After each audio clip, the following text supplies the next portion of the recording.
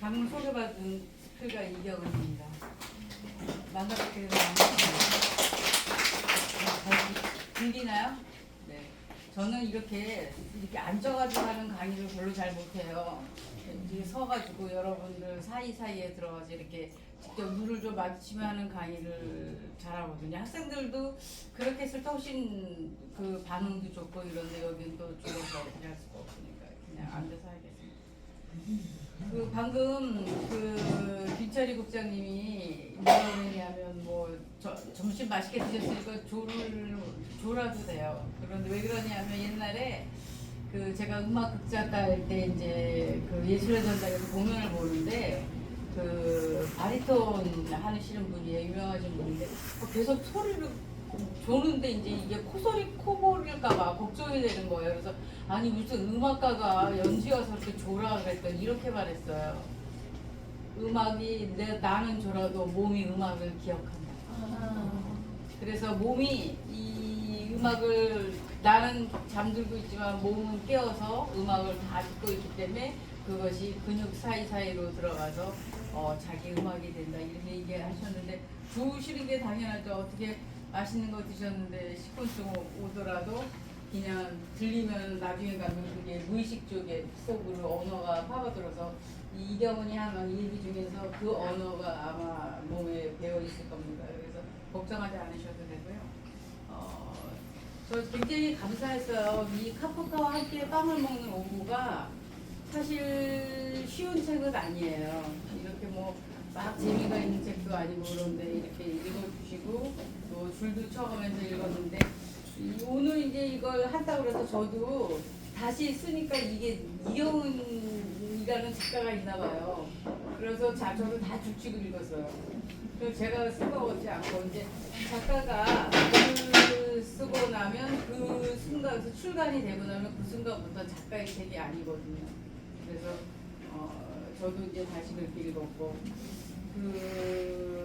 이 독서 에세이를 지금 이제 이 읽고 쓰기 연구소라는 게 제가 제 후배가 30년 한 27년 정도 알고 있는 후배가 이걸 이제 출판사를 독립출판사를 내서 굉장히 우리가 살면서 읽고 쓰고 쓰기 생각하는 이러한 것을 하는 것이 굉장히 중요하다고 그래서 그 책을 출판사를 내서 제 책을 처음으로 냈습니다. 그래서 보고 이 책을 어떻게 내게 됐냐면요. 그 후배가 저한테 아유 그렇게 책을 맨날 많이 읽는데 뭘 좀 생각한 게 있지 않아? 좀 쓰라고 읽기만 하지 말고 그래서 또 마음이 약해서 이상하게 그 후배가 뭐라 그러면은요 쓰게 돼요. 준비하면서 어느 날 보니까 준비하고 있더라고요. 그래서 쓰게 돼서 사실 준비 기간은 한 6개월 걸리고 집필 4개월 그 다음에 이게 여러분들이 굉장히 아셔야 되는 게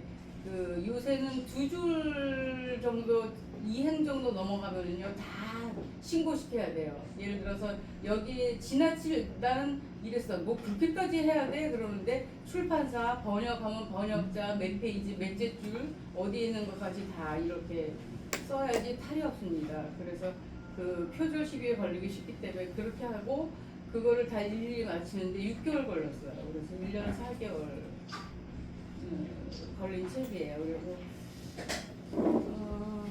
이거를 쓰면서 제가 그 집필 4개월 동안 한 2개월 반 그냥 그럭저럭 썼는데 그 다음부터는 거의 밥을 못 먹었어요. 이제 이것이 간접적이지만 여기에 나오는 많은 작가들과 사람들이 있잖아요. 그리고 또 이렇게 지나다 보면 무슨 생각, 사유하는 거, 언어들도 다 존재성을 갖기 때문에 제 안에서 그 수많은 존재들이 파고들어요 저를. 그러니까 저도 그들의 존재, 책에 나오는 인물들, 작가들, 좋은 언어들을 파고먹고 이렇게 하지만 그들도 내 속으로 들어와서 제 안에 살을 파먹는 것 같아요. 그래서 왜 그러냐면 살을 파먹고 들어와야 자기가 존재에 이런 방을 갖잖아요.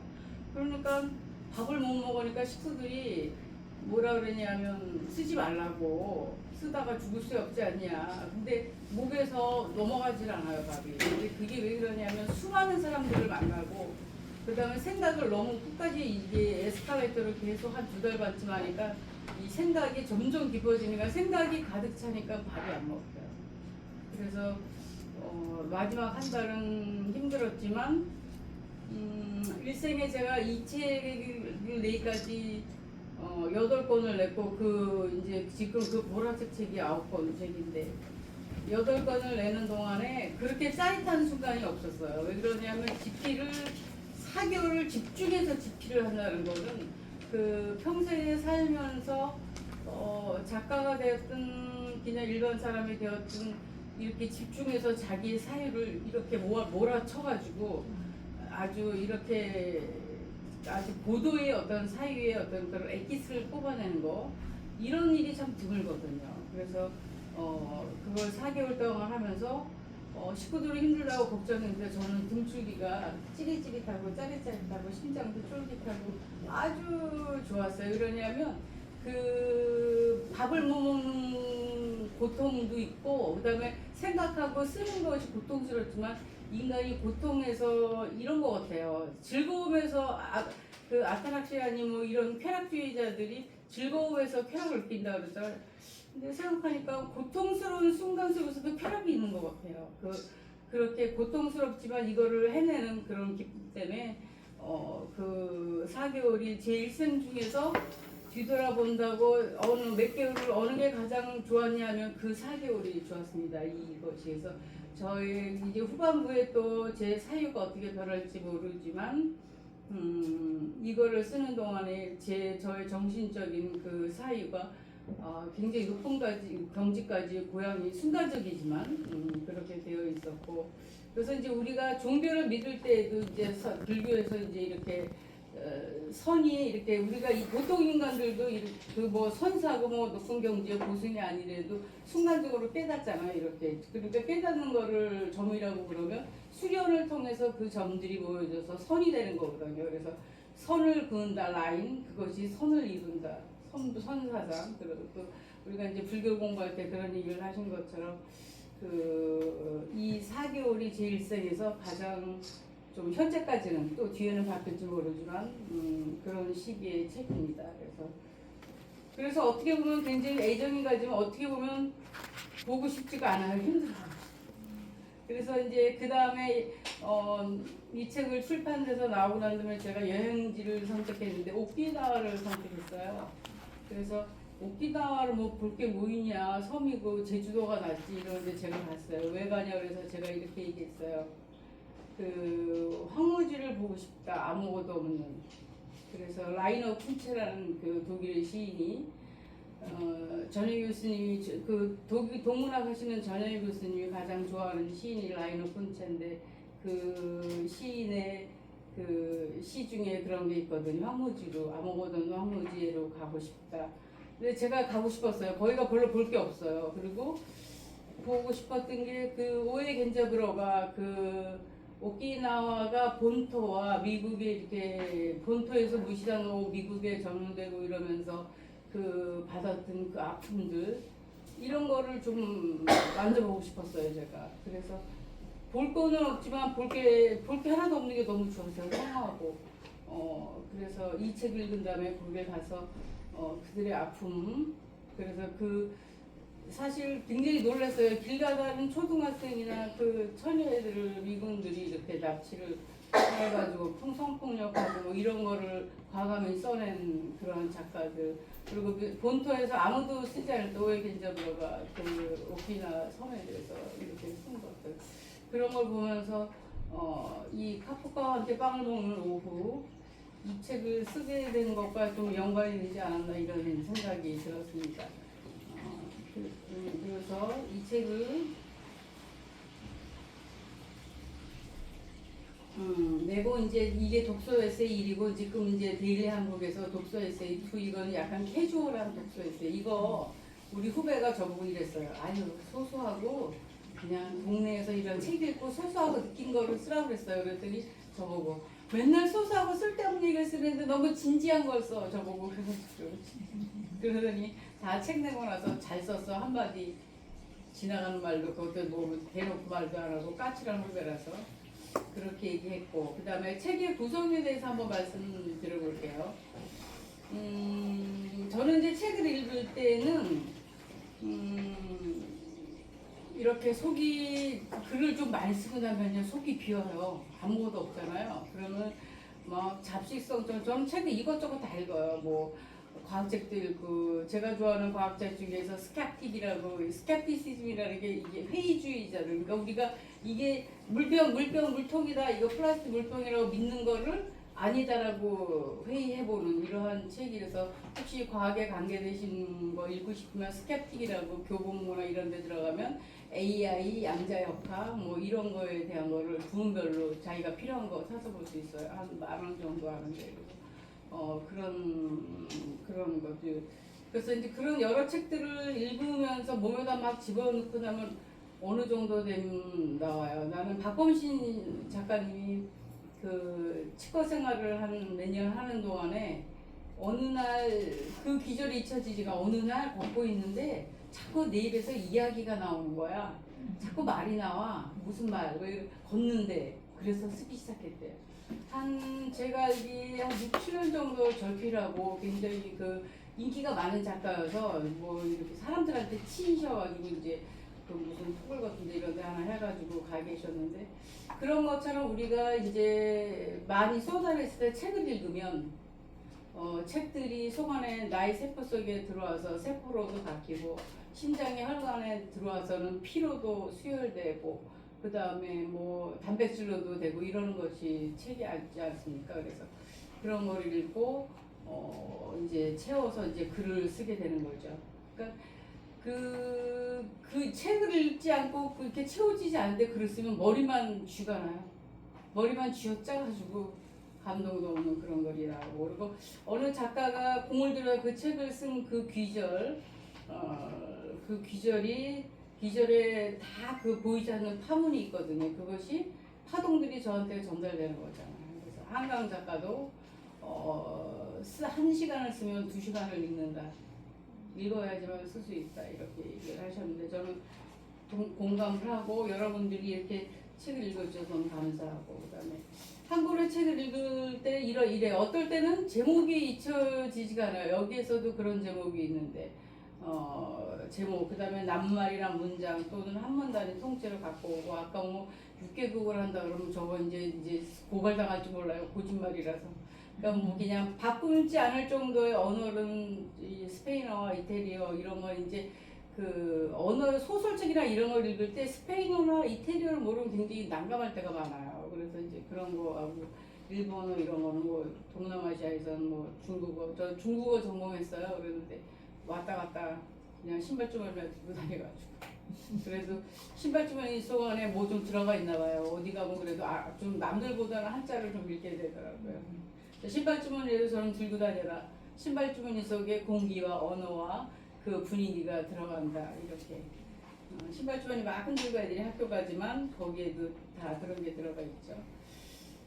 그 다음에 이제 이 책을 쓰는데 이제 제가 생각을 한 거예요. 다 똑같이 이렇게 독서 에세이 리뷰를 쓰면 그래서 제가 교보문고에 또 이런 데 들어가서 리뷰가를 봐요.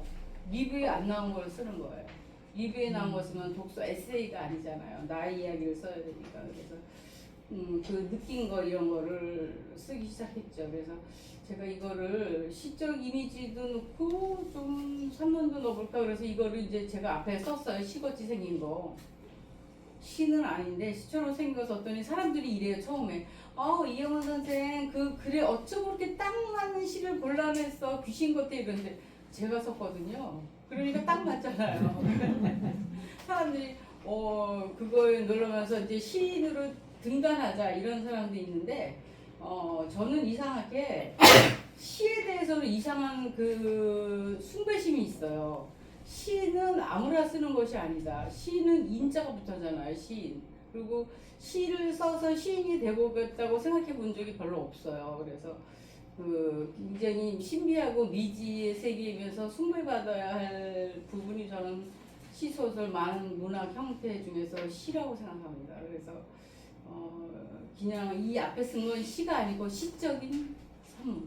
시적이지 시는 아니에요. 그러니까 우리가 영어로 looks like 하잖아요. 그것처럼 보여. 시처럼 보이지만 있지는 아직 그거 시 자체는 아니라는 거죠. 그래서 시적으로 썼는데 그게 괜찮았어요. 그래서 그때에 3원하고 두 개로 써볼까 그랬는데 사실은 3원도 그렇지만 이 시가 잘 써줬어요. 어느 날은 그냥 쭉 써주고 순식간에 써주고. 근데 제가 왜 그랬냐 생각하니까 시에 대해서 욕심이 없었어요. 시를 쓰겠다는 생각이 없이 그냥 이거는 내가 쓸 때 시적인 형태로 쓰는 게 조금 좋겠다 이래서 쓰니까 마음에서 이렇게 욕심이 없고 무심의 상태가 되니까 잘 써졌던 것 같아요. 그 다음에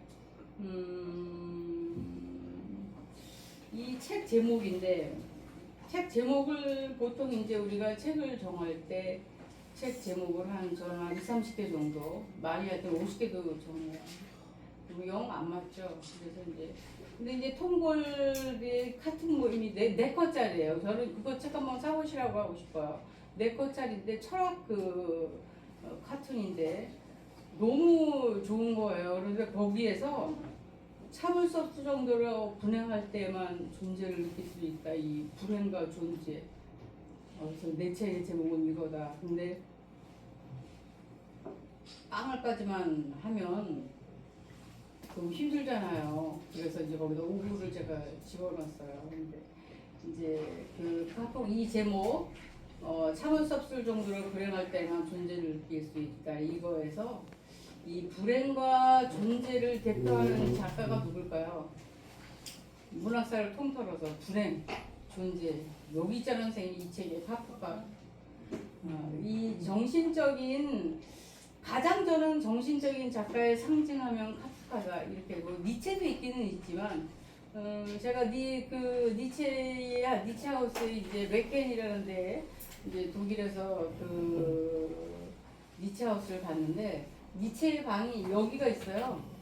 이제 여기가 이제 이렇게 중간에 어머니 방이 여기 이렇게 있는데 그 처음에 이렇게 좁았는데 니체가 미쳐가지고 이제 고통이 심하니까 옷을 벗고 왔다 갔다 하니까 여기라도 왔다 갔다 하라고 어머니가 다 치워줘서 이렇게 하고 있는데 그 처음에 입구에 대못 있잖아요. 대못을 머리에 한 30개 정도 이렇게 박아놨어요. 그 니체의 고통을 나타내려고. 그래서 니체도 고통을 한 거지만 이제 우리가 카프카와 함께 빵을 먹는 거라서 이제 카프카 얘기를 해보겠습니다. 잠시. 제가 이제 카프카를 좋아해요. 그래서 이제 그 29세 29에 스쳐 지나가는 사람들이라는 책을 썼는데 그 첫 문장이 이래요. 밤에 골목길을 산책하고 있을 때 멀리서부터 한 남자가 보였다. 근데 이제 우리도 이제 밤에 산책하고 있는데 저기서 남자가 있으면 무섭잖아요. 저 남자가 나를 해칠까? 제가 어디가 아픈가? 다친 걸까? 외로운 걸까? 왜 그러지? 나한테 희약까지 좀 할래나? 뭐 이렇게 여러 가지 생각을 하잖아요. 그런데 이때 사람들이 다치거나 아파 보이는 사람조차도 그냥 지나치게 하고 내버려둔다. 그냥 뭐 골치 아프고 뭐 시끄러운 일에 하고 이렇게 하니까 방관자적인 걸 하는 거죠. 그 다음에 이제 적극적으로 모른 척하고 싹 가버려요. 그래서 이제 이 글에 이 스쳐 지나가는 사람들이랑 한번 집에 찾아보시면 또 인터넷에도 나오는 것 같더라고요. 더 이상 보이지 않게 되자 우리는 즐거웠다 이렇게 끝내면서 그런 얘기를 하는데 이거에서 카프카가 얘기하고 싶었던 게 과연 그럼 무엇일까? 그 방관자적인 거니까 방관자적인. 카프카는 굉장히 책임 의식이 강한 작가였거든요. 그러니까 이런 방관자에 대해서 카프카가 굉장히 이렇게 천착을 했던 것 같아요. 그래서 그런 굉장히 찔리죠. 저도 될 수 있으면 이렇게 남의 일에 간섭하지 않고 그런 사람은 빨리 도망가요. 밤이 무서우니까 어떻게 될지 모르고. 한 번은 이제 밤에 이렇게 제가 그때 40대였는데 방송작가 뭐 수업하고 뭐도 막걸리도 한잔하고 이러고 오는데 어떤 남자가 굉장히 멀쩡하게 양복 입은 사람인데 저한테 차 한잔 하시고 가는데 너무 놀라서 밤 10시 넘었는데 그래서 내가 아저씨 빨리 사모님이 계신 집으로 들어가세요 이렇게 말하고 얼른 차 타고 왔어요. 사실은 굉장히 멋있는 척했지만 무서웠거든요. 그래서 그런 이 얘기는 사실 보통 평범한 사람은 다 이렇게 되잖아요. 방관자적인 입장을 하는데 이것이 이제 카프카와 이제 그 루신, 중국의 루신이 이제 그 일본에서 이제 의사생활할 때 나팜이라고 이제 그 무슨 영화를 보고 있는데, 그때는 환등기라고 그랬죠. 환등기에서 영화를 보고 있는데 중국 사람들이 이렇게 무시당하고 매 맞고 이러는 거 보면서 사람의 몸을 고칠 것이 아니라 정신을 고쳐야겠다. 그리고 루신이 들어와서 하는 거에 이렇게 그 카프카와 많이 공통된 점이 좀 있고, 그 다음에 이제 그 카프카가, 그러니까 제가 뭐라 그랬죠? 카프카가 방관자적인 거에 대해서. 근데 카프카가 또 하나 굉장히 생각을 했던 게 파수꾼이에요. 유고지 밤에라는 그 유고지 보면은 이 세상에 모든 사람이 밤에 흠뻑 잠들어 있고 사람들이 사방에서 곤히 자고 있을 때 한 사람은 깨어 있어야 한다. 그런데 네가 깨어 있구나. 아, 네가 파수꾼이구나. 바로 옆에 있는 사람을 찾고자 곁에 섬나 물더미에서 꺼낸 불타고 있는 장작을 휘두르는구나. 왜 너는 깨어 있는가? 왜냐고? 한 사람은 깨어 있어야 하니까. 한 사람은 깨어 있어야 한다. 그래서 파수꾼의 역할. 근데 이제 저는 그렇게 생각해요.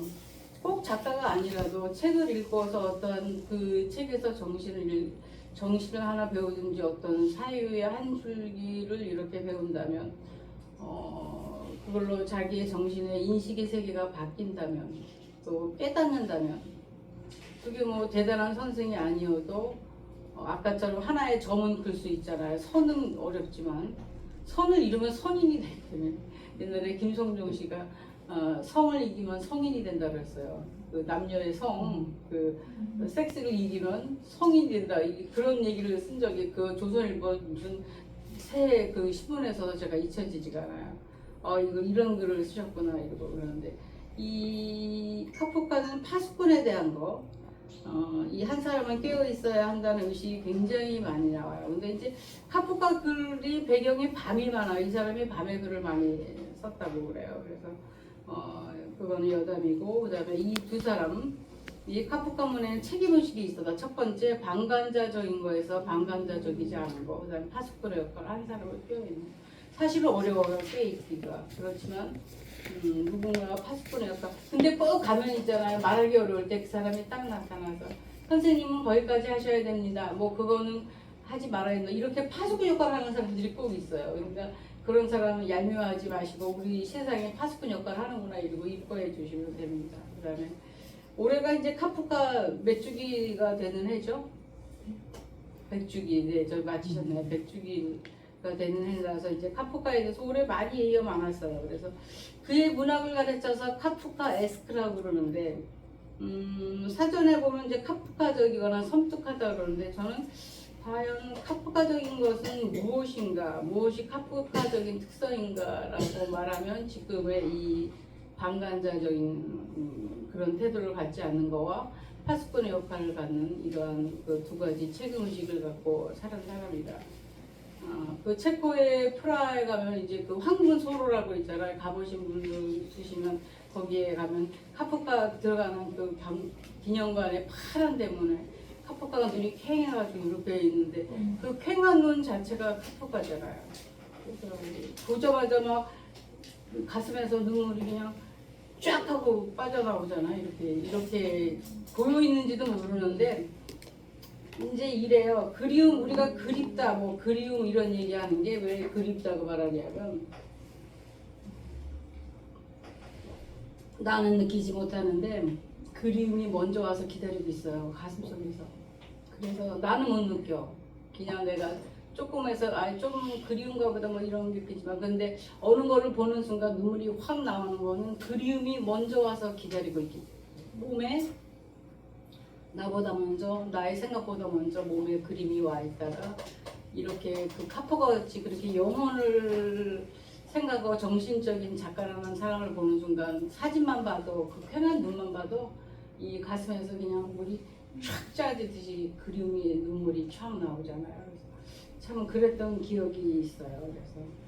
그래서 이제 카프카적인 특성이라는 이 카프카 에스크, 그다음에 섬뜩하다 그러는데 그게 왜 섬뜩하다 그러냐 그러면 이제 그레고르 잠자 뭐 이렇게 뭐 발더듬이들 있고 이런데 그게 섬뜩한가요, 그게?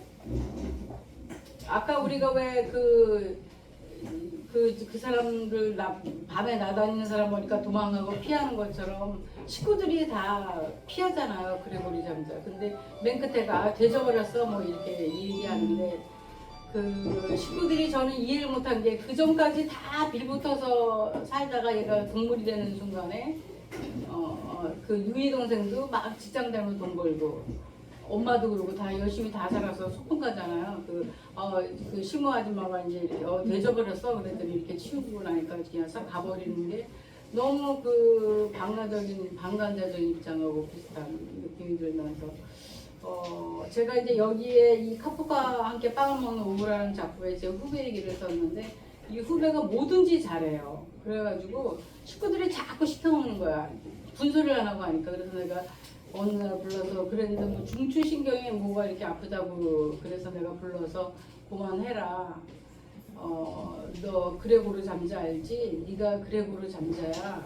네가 다 해주지만 만약에 네 딸이 애기 봐주고 이러는 것도 네가 아프면 누가 봐주겠느냐.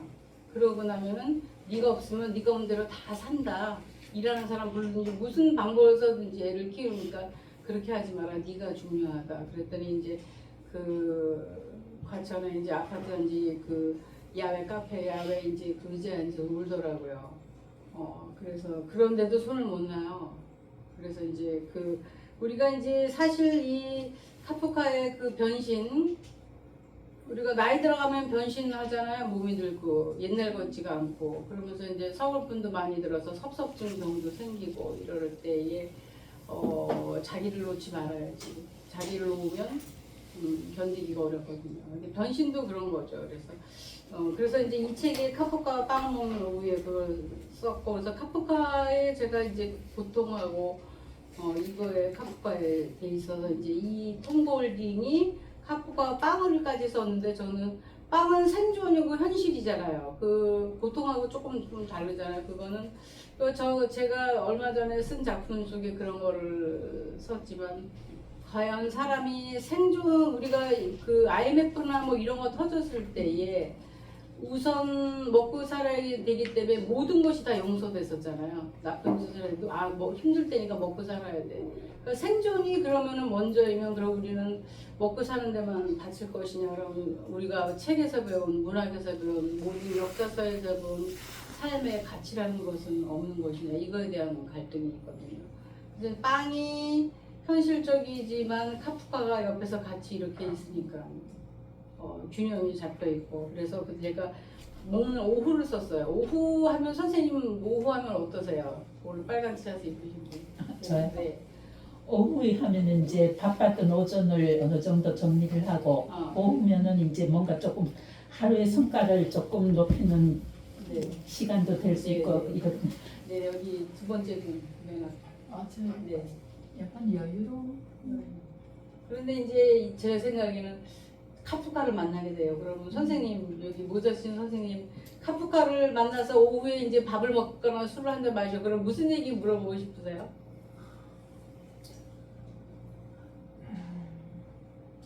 뭐 왜 그렇게 글을 잘 쓰냐고 왜 그렇게 힘들었냐고 물어보고 뭐 물어보고 싶은 거 물어보면서 얘기를 하겠죠. 밤새 좀 와인도 한 잔 마시고 막걸리도 한 잔 마시고 우리나라 술은 막걸리예요 이러면서 마시면서 카프카의 변신에 대해서 그레고르 잠자의 아픔에 대해서 슬픔에 대해서 이런 거 얘기하겠죠. 굉장히 좋은 오후잖아요. 그래서 빵을까지만 하고 끝내는 건 너무 생존이라서 제가 오후를 집어넣었어요. 오후의 즐거움, 나른함, 그 다음에 밤새 이야기하는 행복함 이런 걸 느끼고 싶어서 그런 얘기를 썼어요.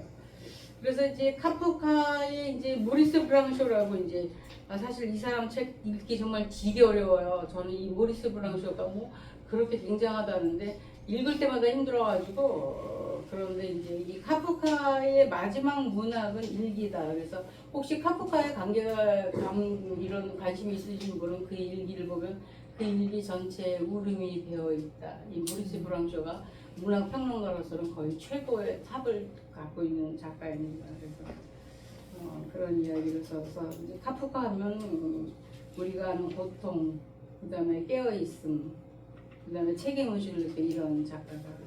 그래서 그렇게 되고 그다음에 오늘 오신 분들이 시를 쓰시는 분들이 많으시다고 제가 들었는데 뭐 제가 시가 아는 게 없어가지고 네, 그런데 제가 방송 작가 할 때에 시의 도움을 굉장히 받았어요. 제목을 써서 보내야 되는데 자꾸 PD가 빨리 써서 보내려는데 아이고 지는 뭐 견출만 하면 되지만 나는 내가 딱 달라붙어야 쩍 달라붙어야 보내는 거잖아요. 아무것도 맞지도 않는 제목을 보낼 수는 없잖아요. 그러면 이제 바깥에 나가서 좀 걸어다니고 이러다가 안 되면 책방에 가든지 시집을 뒤지면 그래도 거기에가 한 70%는 시집에서 제목이 어떤 인스피레이션을 받아가지고 나왔어요. 근데 안 되면 이제 또다시 뒤지는 거죠. 그리고 이제 이 앞에에 그 가만히 기린을 바라보았다 짧은 담원을 쓸 때는 제가 시집을 한 300권 정도 봤어요. 왜 그러냐면 내 언어 가지고는 모자라니까 그렇게 있고 제가 생각하기에는 이제 지금 시대는 시와 수필이 어떤 만남 콜라보레이션이 돼야지 되지 않을까. 그래서 저는 그 사실 솔직히 고백하건데 시인이 쓴 산문 잘 안 읽어요.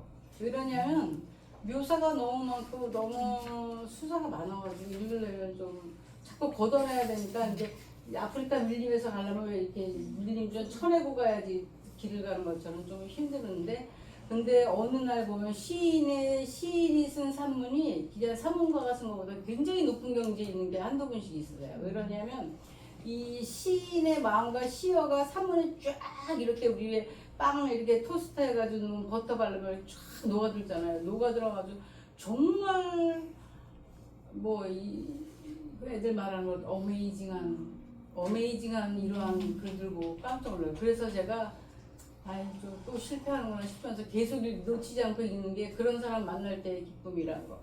그런 글이 허수경이라고 그 진주의 시인 있잖아요. 다들 좋아하시고 여성 작가 여성분들은 아주 뭐 허수경이 팬덤이 말도 못하잖아요. 허수경 작가에 대해서 제가 허수경 작가를 굉장히 이렇게 덕후라 다 가지고 있는데 어느 한 책에서 시인이 평을 썼어요. 근데 이 평을 과도하게 쓰지 않고 자기가 아는 허수경이를 쓴 거예요. 예를 들어서 이런 거. 허수경 시인이 키가 작아서 이제 KBS 작가였는데 방송 작가. 이제 들어가면 수희 아저씨가 빨리 학교 가라. 이제 공개 방송 5시부터다. 이렇게 하는 저 작가인데요. 그리고 들어가고 또 어느 날은 인사동에서 이렇게 문인들이 앉아서 보면 키가 작아가지고 이렇게 콩 들어간 거예요. 이렇게 가다가 콩 들어가 허수경 시인인데 그런데 거기에서 그 조그만 노래로 이 산팔자 물팔자라고 그 노래가 있어요. 한번 집에 가서 들어가 보세요. 산이라면 뭐 넘어주고 강이라면 건너주는데 그 노래를 아주 구성지게 부르던 그거를 그 시인이 그 허수경이에 대해서 쓴 거예요. 어떤 저는 리뷰나 평보다 그 시인이 쓴 그 산문체 그다음에 솔직하게 쓰기에 너무 아름다웠어요. 잊혀지지가 않아요. 그래서 제가 그 음악 극작가라서 제가 버릇이 있는데 한국에 대해서 그 바리에이션을 보통 한 30개 정도 들어요. 그런데 다 들어봤는데 그 뭐 옛날에 부른 그 나이 드신 분까지 다 들었는데 조미미 게 제일 좋더라고요. 그게 부르기가 좋았고 그 조미미라는 가수가 노래를 굉장히 잘하거든요. 이제 비교를 해서 들어보면 알거든요. 그래서 그게 굉장히 좋았고 그래서 제가 시인이 쓴 거를 많이 읽지는 않지만 굉장히 탑에다 올려놓습니다. 그 시를 진정으로 알면서 산문을 쓰는 작가는 기존 산문 작가보다는 한수위예요. 저는 그렇게 생각해요. 그냥 산문 작가들이 수필 쓰시는 분이 어떻게 말할지 모르지만 저는 그렇습니다. 그 다음에 요새 이제 그 시와 수필이 만나는 거에서 이제 이런 게 있어요. 그 디카시라는 거 있잖아요. 이 책은 디카 에세이라 디카 시는 5회까지만 되잖아요. 5회 넘는 건 디카 시가 아니에요. 그래서 6회 그리고 수필이 3매 수필, 5매 수필, 7매 장수필. 그랬더니 어떤 사람이 선생님 길장자인데요. 그래서 길장이 아니고 손바닥장입니다. 그래서 이렇게 본토 수필 이렇게 있으니까 그 틈에 6줄부터 디카 시가 5줄이라니 우리는 6줄부터 해서 20줄 사이에 랩으로 써도 되고 뭐 창을 해도 되고 뭐 시적으로 아까 시가 아니고 시적으로 그렇게 써도 되는데 이 오정순이라는 분이 자기 뒷가시도 쓰고 남의 뒷가시를 가지고 거기다 쪽수필을 써요. 그러니까 쪽수필이니까 한 3매 정도 되는 것 같아요. 근데 그게 적잖이 인기예요. 이게 왜 그러냐면 이 종합지에서는 그분이 뭐 이분 좀 봐, 뭐 남의 거 가지고 썼네고 저 약간 사실 처음에 비하했거든요. 아유 뭐지 뒷가시까지 주면 남의 뒷가시 써 이렇게 했는데 그 생각이 좁은 거죠. 그래서 보니까 선호도도 많고 그 쪽수필을 이렇게 썼는데 좋더라고요. 그냥 잘 쓰니까 좀 이렇게 좋게 보는 거죠. 그래서 직화시에 대한 쪽수필인데 그러면 이 시를 보고 수필가들은 쓰는데 그러면 시인들은 수필을 보고 쓰는 게 뭐가 있나요? 없죠. 이런 게 있어요. 나사문이라고 그 이명지 작가라고 그분이 그 데일리한국에서 내가 사랑하는 문장 이거 가지고 수필을 썼는데 저는 나사수 내가 사랑하는 수필. 그래서 이제 수필을 이렇게 수필이 뭐 길어야 뭐 요새는 뭐 15배도 안 되고 12배짜리도 많잖아요. 읽고 거기에서 한 문단이나 두 문단 아니면 수필 전체를 가지고 거기에서 이미지를 갖고 시를 쓰는 거죠. 그래서 그거를 한쪽에 시를 넣고 책을 낼 때에 한쪽에 수필의 문장이나 뭐 문단 그 다음에 한 전체가 될 수도 있잖아요. 그래서 그거를 넣어서 이렇게 하면 이게 콜라보레이션 되면서 이거 제가 굉장히 중요한 팁인데 아무도 안 했어요, 시인들이. 근데 이쪽 수필 오종순 선생이 쓸 때에 다들 아예 픽픽거렸거든요. 이분이 굉장히 지금 각광받고 있어요. 그래서 수필하고 시가 떨어질래 떨어질 수 없는 관계인 관계로 그렇게 한번 해보시면 저는 참 좋을 것 같아요. 나사수, 내가 사랑하는 수필. 그래서 시인이 쓰신다면 그 많은 수필가들이 얼마나 좋아하겠습니까? 여기 선생님 빨간 옷 입은 선생님이 써 그러면 그분 만나고 싶다. 자기 수필 가지고 멋진 시를 쓰는 거예요. 그러면 그 수필가가 얼마나 좋아하겠습니까? 그 시인의 이름을 잊지 않는 거죠. 그래서 이거 써야겠네. 네, 좀 여기서 쓰세요. 보고 시를 써야겠네. 그러니까 이제 수필을 어차피 시하고 수필이 이제는 그 문학의 형태의 경계가 없지 않습니까? 그러니까 그런 거를 해서 남이 안 한 거를 좀 테마를 그냥 시집만 내는 게 아니라 근데 이런 거 같아요. 저도 이제 수필집을 이제 요번에 이제 주름 알았고 이제 그 선정작으로 돼서 했는데 그게 이제 6개째인데 그리고 그 5번째고 수필만 5번째고 이제 나머지 테마 수필을 냈는데 테마에 관한 이런 거를 쓰니까 이게 정신이 좀 프레시해져요. 이거 수필만 쓰면 너무 이제 이렇게 좀 지루하잖아요. 그리고 수필 언어, 근데 사실 시의 언어도 한계가 있잖아요. 그거 시의 언어 자기가 알고 있는 보따리가 요만한데 거기서 그 자꾸 꺼냈으면 보따리 못 씁니까? 어떻게 없으니까 반복하잖아요. 갖다 쓰고. 그러니까 그러면 이 시는 또 이렇게 쓰네 그러는데 테마 수필을 쓰면 확실히 테마시나 이렇게 쓰면 이게 좀 달라져. 언어를 다른 보따리에서 가져오게 되거든요. 이거는 종류가 다르니까. 그래서 저는 이거를 오늘 들으신 분 중에서 아무도 한 사람이 없으니 나사수, 내가 사랑하는 수필 이래서 시를 한번 써보셔서 책을 내면 굉장히 좋을 것이다 이런 생각을 하고 지금 사실 시인들이 수필계에 많이 들어와 계세요. 공강규 시인 같은 경우는 무슨 세미나에도 뭐 시인이 와서 왜 수필계에 와서 왜 처음에는 왜 와서 그걸 발제를 하나 이랬는데 굉장히 잘하시더라고요. 그래서 그렇게 와 있고 뭐 유종인 문화평론가 그런 분들도 와 있고 많아요. 뭐 동화를 쓰시는 분들 많고 그래서 이게 경계가 점점 없어서 동화 작가 시인들이 동화를 갖다 그렇게 동화집을 내더라고요. 사실 뭐 글줄이 합해서 제가 그때 누구 거를 봤더니 그 작가 거 봤더니 한 전부 통틀어 30줄도 안 돼.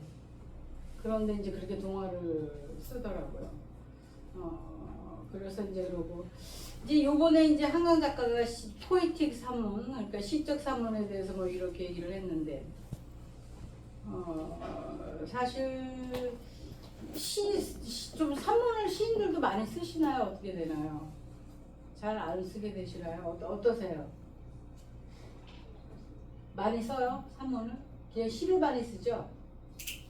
그런데 이제 앞으로는 좀 달리 써야 될 것 같고 시인들의 시적 산문. 근데 이제 수필가들의 경우에는요, 솔직히 고백하면 약간 부끄러운 일이기도 한데, 시에서 아이디어를 많이만 가지고 와서 그 임프레션만 인상만 받아가지고 쓰면 되는데 표절을 해요.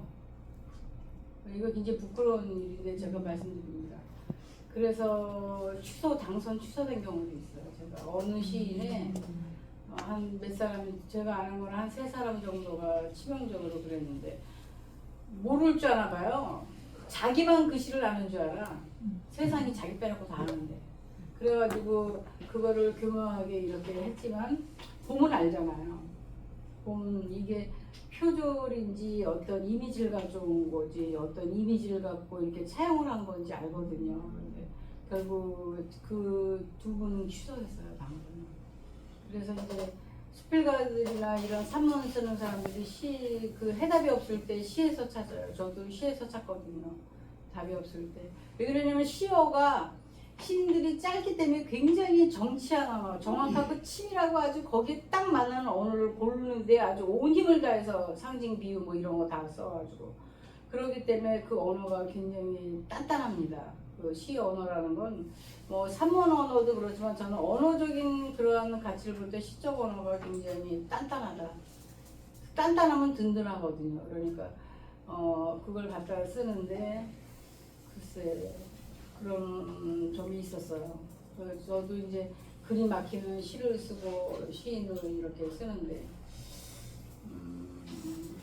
그런 게 있어서 좀 마음이 아프더라고요. 그리고 한편으로 생각하면 누가 그 신경숙이 표절 시비에 걸렸을 때 어느 어머니가 전화하셨대요. 잠깐 얘야 걔가 오죽하면 그랬겠나 걔한 좀 봐줘라 이러는데 어떤 데가 봐달라냐고. 엄마 작가인데 그거를 남의 글 도둑질해서 이렇게 하면 안 된다 그렇게 뭐 심하게 얘기했는데 어떤 남편도 뭐 오죽하면 그랬겠어 뭐 생각이 다 똑같겠지 이렇게 말하지만 우리는 그들의 이런 거 같아요. 그렇게 말하시는 분들은 글 쓰는 게 그냥 찍 쓰면 되는 줄 아나 봐. 고통스럽게 이렇게 섬유 짜듯이 이렇게 하나하나 쓰는 거잖아요. 그런 거 함부로 가지고 가면 안 되죠. 그래서 그런 게 있었어요. 그다음에 이제 오늘 책에 대해서 이제 여러분들이 지금 제가 시계 안 갖고 와서 몇 분? 40분? 네, 그래서 이제 그 책에 대해서 이제 처음에 제가 이 책을 낼 때에 맨 처음에 누구를 넣고 맨 끝에 누구를 넣을까 고민했어요. 제가 최문자 시인을 맨 앞에다 놨어요. 최문자 시인이 이걸 읽으시고 이렇게 전화를 주셨어요. 저는 그래서 이 책은 더 이상 안 팔려도 상관없다 이렇게 얘기했어요. 왜냐면 최문자 시인이 전화를 하셔가지고 이경원 선생 새해 첫날 3일 동안 내가 이경원 선생 책을 읽었는데 시 단계에서도 보지 못하는 책을 봤습니다. 그 얘기를 들었는데 뭘 책이 더 팔리기 바래요. 그래서 당신 거를 맨 처음에 쓰게 돼서 밥을 먹자 그랬는데 제가 주저넘게 아직도 밥을 못 먹고 있습니다. 그래서 이 책을 했고 제가 그 맨 끝에 에덴에 대해서 그거를 뭐를 집어넣을까 고민했어요. 맨 끝에. 그래서 이제 마틴 에덴에 대해서 이거를 끝으로 넣은 거는 잭 런던의 소설 마틴 에덴. 여기 보면 오수연 옮김 녹색강선 2020년 이런 것도 나왔던데 종소리라는 거에 작품이 5달러를 주는데 5,000달러에 5,000문자 단어에 5달러를 줘요. 계산해 보니까 한 단어에 2센트를 주는 거예요.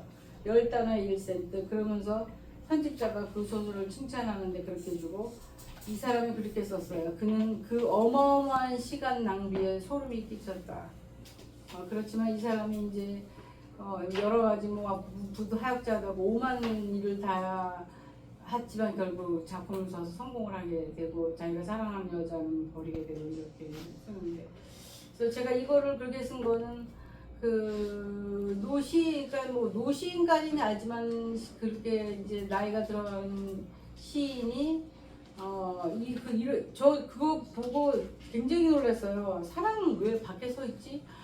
막 이렇게 심장이 저기다 땅바로 확 떨어졌어요. 이런 글을 쓰는 사람이 나이가 이렇게 많으신 분이 젊은 저도 못 쓰는데 젊은 저도 그런 감성이 없는데 그래서 이제 막 가슴이 뛰기 시작했어. 사랑이 왜 밖에 서 있어?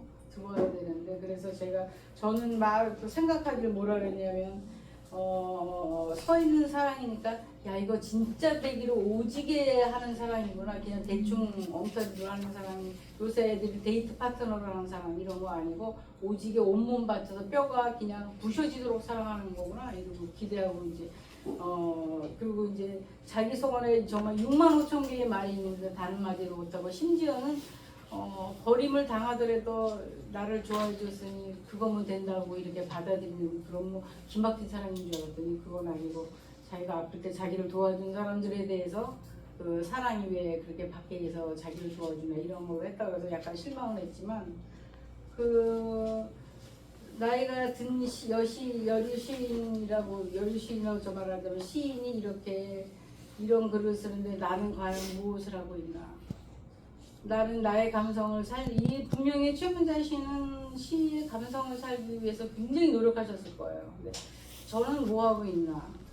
이런 감성이 오거든요. 그래서 뭐 음악을 뭐 끝까지 듣는다든지 뭐 이렇게 하는데 그렇게도 되지 않는데 제가 너무 놀랐어요. 그래서 최문자 시인을 굉장히 존경하고 그 다음에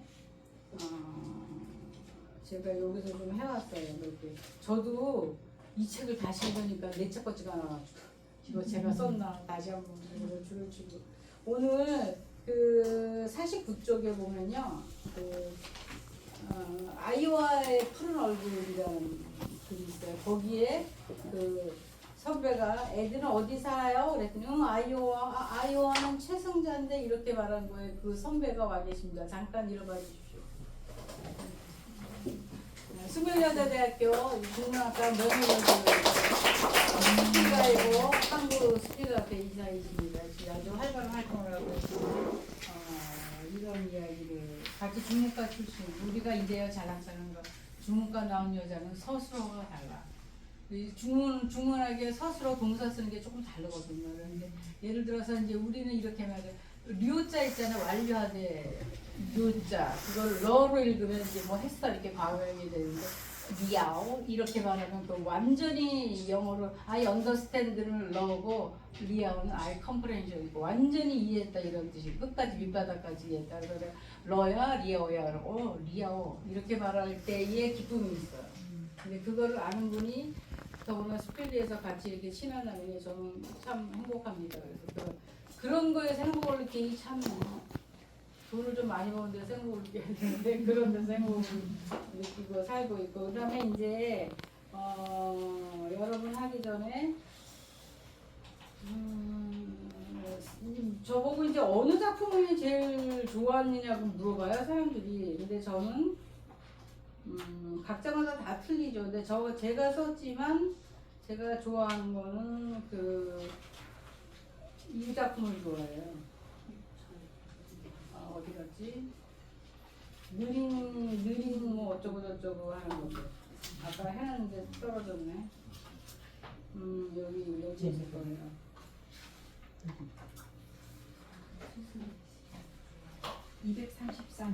느린 거북이가 늘 머릿속에 있었지. 234페이지. 그래서 저는 아까 제가 얘기한 그 스캡틱이라는 잡지, 회의주의자라는 잡지, 이제 거기 과학자 이야기가 나왔는데 이 사람이 너무 실패를 하는 거예요. 뭐 할 때마다 실패를 하니까 정말 나는 이제 과학 그만하고 실패한 작가로 끝내야겠다. 나는 실패한 작가 이렇게 실패한 과학자죠. 그래가지고 이제 다 포기하고 있는데 어느 날 이렇게 뭐가 올라갔다 내려갔다 하더래요. 그랬더니 그게 이제 자기가 생각하진 않은데 새로운 세계에 또 그것이 연구를 하게 되면서 거기서 연구해서 결국 성공하는 사람이 된 거죠. 그러니까 실패의 끝까지 간 다음에 성공을 보게 된 거죠. 그래서 그 이야기를 보면서 제가 굉장히 늦은 아이예요. 늦어요, 모든 게. 늦어가지고 이도 늦게 나고 발도 느리고 뭐든지 느려요. 그래서 우리 여동생이 굉장히 좀 이렇게 잘했거든요. 그런데 저는 느려가지고 심지어는 생리를 중3 때 했어요. 그래서 다들 놀라가지고 어떡하냐고 왜 안 하지? 여자인데 이런 일이까지 듣고 그랬거든요. 그래서 그런 거 뭐든지 느려요. 뭐 생각하는 것도 느리고 그리고 몸이 약했어요. 지금 뭐 몸이 약해가지고 맨날 그 초등학교 동산에 올라가서 애들이 저렇게 운동을 하는데 나는 왜 여기 앉아서 이렇게 있느냐 이렇게 생각하고 지금 이제 제가 남편이 있어요. 남편이 저도. 근데 이제 남자친구가 있어요. 그래서 그 남자친구 이름이 파킨슨이에요. 이름이 파시에요. 이름이 킨슨. 이제 6년 차입니다. 그런데 이제 글 쓰고 이러는 걸 아무 영향이 없고 약간 이렇게 파킨슨도 손이 떨리고 뭐 방향을 못 바꾸고 이렇게 구부러지고 근데 저는 약간 구부러지는 파킨슨. 그러니까 제가 아들이 패션 디자이너고 제가 패션 그 아들이 어디서 나왔겠어요? 저한테서 나왔겠죠. 제가 패션을 되게 신경 써요. 이런 거 막 달고 나왔잖아. 그랬는데 몸이 구부러지니까 되게 자존심 상해요 제가. 왜냐면 폼이 안 나잖아요. 아무리 잘 입어도. 그런데 이렇게 얘기했어요 남편한테. 몸이 그렇기 때문에 옷을 더 잘 입어야 된다. 그나마라도 봐줄 수 있다. 옷까지 그렇게 입으면 더 아프 보이잖아요. 그래서 괜히 옷 사려고 핑계 대는 거예요. 그래서 그런 얘기했고 그래서 저는 이 작품이 좋았던 게 제가 그냥 생각지도 않고 이렇게 쓴 그 과학책에 나오는 그 짧은 글을 읽었는데 우리가 아이들한테 늑대다고 하는 그 있잖아. 늑대는 아이들한테 막 그런데 부모가 아이한테 해줄 수 있는 최대의 선물은 기다려주는 거다. 좀 시간은 걸려요. 답답하고 그런데 절대로 먼저 말하지 말고 애가 엄마 도와줘 이렇게 말할 때까지 좀 기다리고 걔가 잘할 때까지 기다리는데 제가 그 맨 끝에 그 말을 썼어요. 뭐라고 썼냐면 그래가지고 이거는 칭찬을 받았어요. 같이 사는 옆자리에 사는 사람한테. 느림은 빠름의 대칭어가 아니다. 느리다는 것은 잠시 뒤에 뭔가 굉장한 것이 터질 거라는 예고이다. 느림은 알 수 없는 미래이다. 그 느림이 숨을 잠시 멈출 때 우리는 숨을 죽여야 한다. 숨 터진다. 저는 이렇게 믿고 있어요. 그래서 우리 주위에서 그리고 이제 글을 쓰거나 시를 쓰거나 뭐 수필을 쓰거나 뭐를 하든 간에 예술을 하거나 뭘 하거나 빨리빨리 안 될 때 답답하잖아요. 근데 그거는 왜 그러냐면 포텐셜, 이 가능성이 굉장히 많기 때문에 한 방에 숨 터뜨리려고 기다리고 있는 거예요. 그러니까 혹시 힘들시거나 이럴 때는 나는 좀 느린 사람이지만 터지겠구나. 큰 거 터지겠구나 이런 거. 그런 우리 김철희 국장님 요새 좀 터지고 있죠. 우리 김철희 국장님 최우수상 타시는 거 혹시 아시나요? 모르시죠? 요번에 한국 수필에서 그 독후감을 쓰는 게 있는데 최우수상 타게 됐다고 이렇게 돼서 이거 준비하느라 있었는데 박수 한번 쳐드립니다. 저분도 이제 이렇게 사느라고 바쁘고 이래가지고 늦게 공부를 했잖아요. 근데 요새 하나씩 터지고 있는 거죠. 느린 사람들은 상대적으로 가능성이 더 많은 사람이에요. 느려서 남들 이만큼 갈 때 안 가고 있잖아요. 그럼 이만큼 있고 갈 때 이만큼 있고 이만큼 있으니 요만큼 가서 터뜨리고 요만큼 가서 터뜨리는 사람보다 이만큼 있는 거잖아요. 그 사람은 한 방에 터뜨려봐요. 최우수상 탄다니. 대상 탈지 몰라요. 그래서 그리고 여러분들이 이제 뭐 저는 요 정도를 하고 그 다음에 하나만 더 하면 저는 이 얘기는 별로 그냥 들고 싶은데 사람들이 이 책을 보고 울었다고 하는 장면이 딱 하나 있어요. 이승윤이 그 나오는 장면, 그 어느 도리에서 뭐 낮잠을 자다 제 엄마의 일을 썼는데 그걸 보고 그렇게 울었다고. 울리려고 쓴 건 아닌데 의도지 하지 않았는데 미필적 고의로 이럴 때 울게 하는 그런 작품이 있습니다. 읽다가 울을까봐 그 얘기는 안 하고 여러분들의 얘기를 듣도록 하겠습니다. 궁금하신 거 있으면 말씀해 주십시오. 그냥 자유롭게 말하세요.